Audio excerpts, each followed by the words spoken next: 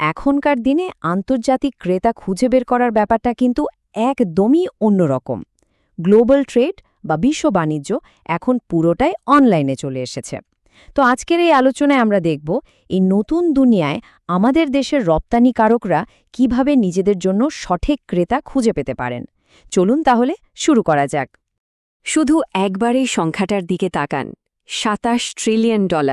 এটা কিন্তু কোনো ছোটখাটো অঙ্ক নয়। ২০২২ সালে সারা পৃথিবীতে বিজনেস টু বিজনেস অর্থাৎ B2B ই-কমার্সের বাজারটা ছিল ঠিক এতটাই বিশাল। এই একটা সংখ্যাই আসলে বলে দেয় সুযোগের সাগরটা ঠিক কতটা গভীর। কিন্তু আসল প্রশ্নটা হলো, এত বড় একটা আন্তর্জাতিক বাজারে বাংলাদেশের একটা ব্যবসা প্রতিষ্ঠানকে ক্রেতারা খুঁজে পাবে কিভাবে? এই বিপুল সম্ভাবনার মধ্যে নিজের একটা জায়গা তৈরি করে নেওয়াটাই তো সবচেয়ে বড় চ্যালেঞ্জ, তাই না? আর সবচেয়ে বড় যে পরিবর্তনটা এসেছে সেটা হলো ক্রেতাদের আচরণে। একবার ভাবুন, ৭৫% মানে ৪ জন B2B ক্রেতার মধ্যে ৩ জনই এখন কোনো সেলস প্রতিনিধির সাথে কথা বলার আগে অনলাইনে নিজেরাই সব রিসার্চ করে নিতে পছন্দ করেন। তার মানে হলো ক্রেতারাই এখন ড্রাইভিং সিটে, আর তারা ডিজিটাল মাধ্যম ব্যবহার করেই নিজেদের পছন্দের সাপ্লায়ার খুঁজে নিচ্ছেন। এর মানে কি দাঁড়ালো? মানে হলো কোনো ওয়েবসাইট বা অনলাইন প্রোফাইলই এখন প্রথম সেলস মিটিংয়ের কাজটা করে। ক্রেতার প্রথম একটা ক্লিকই ঠিক করে দেয় যে একটা ব্যবসা আলোচনা টেবিলে থাকবে নাকি শুরুতেই বাদ পড়ে যাবে। সুতরাং এই ডিজিটাল দুনিয়ায় টিকে থাকতে হলে ওই প্রথম ক্লিকের শক্তিটাকেই কাজে লাগাতে হবে। আর এই কাজটা করার জন্য সবচেয়ে শক্তিশালী টুলগুলোর একটা হলো অনলাইন বিজনেস ডিরেক্টরি। এটাকে কিন্তু শুধু একটা নামের তালিকা বা ফোন বুক ভাবলে চলবে না। এটা আসলে একটা বিশাল ডেটাবেস, যেখানে সাপ্লায়াররা তাদের কোম্পানি আর পণ্যের সব তথ্য গুছিয়ে রাখেন। আর আন্তর্জাতিক ক্রেতারা ঠিক সেখান থেকে তাদের খুঁজে বের করে, তুলনা করে আর যোগাযোগের জন্য প্রথম পদক্ষেপটা নেয়। চলুন একজন আন্তর্জাতিক ক্রেতার দিক থেকে পুরো ব্যাপারটা একটু দেখি। প্রথমে তাদের একটা প্রয়োজন তৈরি হয়, এরপর তারা কি করে, সোজা অনলাইনে গিয়ে রিসার্চ শুরু করে। সেখান থেকে কিছু সাপ্লায়ারের একটা শর্ট লিস্ট বানায়, তাদের তথ্য যাচাই করে আর তারপরে প্রথমবার যোগাযোগ করে। খেয়াল করে দেখুন, এই যে রিসার্চ, শর্ট লিস্টিং আর ভেরিফিকেশন, এই ৩টে ধাপেই কিন্তু অনলাইন বিজনেস ডিরেক্টরি একটা খুবই গুরুত্বপূর্ণ ভূমিকা রাখে। আচ্ছা, তাহলে পরের ধাপে আসা যাক। ডিরেক্টরিতে শুধু নামটা তুলে রাখাই তো যথেষ্ট নয়, তাই না? এমন একটা প্রোফাইল বানাতে হবে যা আন্তর্জাতিক ক্রেতাদের আকর্ষণ করতে পারে, তাদের বিশ্বাস অর্জন করতে পারে। এটা আসলে একটা ডিজিটাল ভিজিটিং কার্ডের চেয়ে অনেক অনেক বেশি কিছু। পার্থক্যটা বলতে পারেন আকাশ আর পাতালের মতো। একদিকে আছে ওই ভিজিটিং কার্ড প্রোফাইল, যেখানে শুধু নাম আর যোগাযোগের তথ্য দেওয়া থাকে। আর অন্যদিকে আছে একটা প্রকিউরমেন্ট রেডি বা কেনার জন্য তৈরি প্রোফাইল, যা একজন সিরিয়াস বায়ারের মনের প্রায় সব প্রশ্নের উত্তর দিয়ে দেয়। যেমন, এই কোম্পানিটা কারা, তারা কি বিক্রি করে, তাদের ওপর কেন ভরসা করা যায়, আর তাদের কাছ থেকে কেনার নিয়মটা কি। একটা শক্তিশালী প্রোফাইল কিন্তু কয়েকটা জরুরি জিনিসের ওপর দাঁড়িয়ে থাকে। যেমন ধরুন, পণ্যের একেবারে খুঁটিনাটি স্পেসিফিকেশন, ফ্যাক্টরি বা ওয়্যারহাউসের আসল ছবি, সব ধরনের সার্টিফিকেট, কোন কোন দেশে রপ্তানি করা হয় তার একটা তালিকা, মিনিমাম কত অর্ডার করতে হবে আর ডেলিভারি দিতে কত সময় লাগবে, এই সব তথ্য। আর অবশ্যই যোগাযোগের জন্য একাধিক সহজ উপায়। এই প্রত্যেকটা জিনিসে কিন্তু ক্রেতার মনে একটু একটু করে বিশ্বাস তৈরি করে। এতক্ষণ তো আমরা জানলাম যে কি কি করা উচিত, কিন্তু এবার দেখা যাক সবচেয়ে সাধারণ ভুলগুলো কি কি, যেগুলোর জন্য অনেক ভালো রপ্তানিকারকও অনলাইনে গিয়ে হোঁচট খান।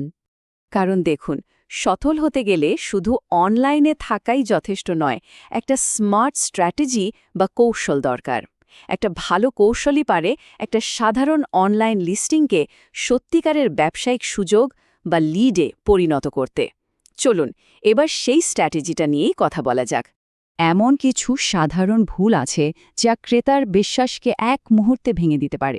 যেমন, পণ্যের এমন একটা বর্ণনা দিলেন যেখানে কোনো দরকারি তথ্যই নেই, কিংবা ধরুন কোনো ক্রেতা আগ্রহ দেখালো আর তার উত্তর দিতেই ২৪-৪৮ ঘন্টা পার হয়ে গেল, ততক্ষণে তো সে অন্য কোথাও চলে যাবে। আবার ধরুন, খারাপ কোয়ালিটির বা ইন্টারনেট থেকে কপি করা ছবি ব্যবহার করা, ব্যবসার সত্যতা যাচাই করার জন্য একটা ওয়েবসাইটের লিঙ্ক পর্যন্ত না থাকা, আর সবচেয়ে বড় ভুল, প্রথমবার যোগাযোগের পর আর কোনো ফলো আপই না করা। আসলে সব জায়গায় প্রোফাইল খোলার থেকে একটা গোছানো কৌশল অনেক বেশি কাজের। ভাবুন তো, দেশের একটা শক্তিশালী ডিরেক্টরিতে একটা ভালো উপস্থিতি আছে, তার সাথে নিজের পণ্যের জন্য সেরা 1 বা 2টো গ্লোবাল B2B ডিরেক্টরিতেও আছেন। বিশ্বাসযোগ্যতা বাড়ানোর জন্য কোনো ইন্ডাস্ট্রি অ্যাসোসিয়েশনের ডিরেক্টরিতেও নামটা আছে, আর এই সব কিছুকে সাপোর্ট দেওয়ার জন্য একটা পেশাদার কোম্পানি ওয়েবসাইটও আছে। ব্যাস, এটাই হলো একটা কমপ্লিট ডিজিটাল ইকোসিস্টেম। আর এই ধরনের কৌশল যে আসলেই কতটা কাজে দেয় তার একটা জলজ্জান্ত প্রমাণ হল এই প্রশংসাপত্রটি। দেখুন, কানাডার ক্যানভেস ইনকর্পোরেটেডের প্রতিষ্ঠাতা মোস্তাফিজুর রহমান ঠিক এই কৌশলগত অন্তর্দৃষ্টি আর সাপোর্টের কথাই বলছেন, যা তাকে বাংলাদেশে তার ব্যবসার ভিত্তি আরও মজবুত করতে সাহায্য করেছে। তাহলে চলুন এবার এমন একজন বিশেষজ্ঞর সাথে পরিচিত হওয়া যাক, যিনি এই জটিল ডিজিটাল মার্কেটে পথ দেখানোর কাজটাই করে থাকেন। তিনি হলেন Mohammad Joynal Abedin, trade and investment Bangladesh বা সংক্ষেপে T&IB এর প্রতিষ্ঠাতা ও সিইও। তার অভিজ্ঞতা কিন্তু একদিনের নয় এবং খুবই প্রাসঙ্গিক। 2010 সালে এসএমই ফাউন্ডেশন থেকে শুরু করে তিনি Dhaka chamber of commerce and ইন্ডাস্ট্রির মতো গুরুত্বপূর্ণ প্রতিষ্ঠানে কাজ করেছেন। বর্তমানে তিনি ট্রেড অ্যান্ড ইনভেস্টমেন্ট বাংলাদেশের প্রতিষ্ঠাতা এবং Brazil Bangladesh chamber of commerce and ইন্ডাস্ট্রির মতো সংগঠনেও নেতৃত্ব দিচ্ছেন। তার ক্যারিয়ারের দিকে তাকালে বোঝা যায় বাংলাদেশের বাণিজ্য আর বিনিয়োগ জগৎটাই তার কাজের ক্ষেত্র। আর তার দক্ষতার মূল জায়গাগুলো যদি দেখি, তাহলেই বোঝা যাবে কেন তিনি এতটা কার্যকর। যেমন ধরুন, বায়ার সেলার ম্যাচমেকিং, মানে সঠিক ক্রেতার সাথে সঠিক বিক্রেতার যোগাযোগ করিয়ে দেওয়া, ডিজিটাল মার্কেটিং এবং কোন দেশে রপ্তানি করলে সবচেয়ে ভালো হবে তা নির্বাচন করা। এই প্রত্যেকটা ক্ষেত্রেই তার পারদর্শিতা প্রায় 90% কাছাকাছি। এগুলোই কিন্তু আন্তর্জাতিক বাণিজ্যে সফল হওয়ার আসল চাবিকাঠি।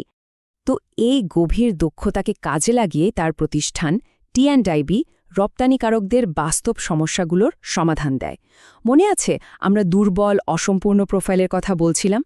T&IB ঠিক সেটাকেই একটা এক্সপোর্ট রেডি প্রোফাইলে পরিণত করে।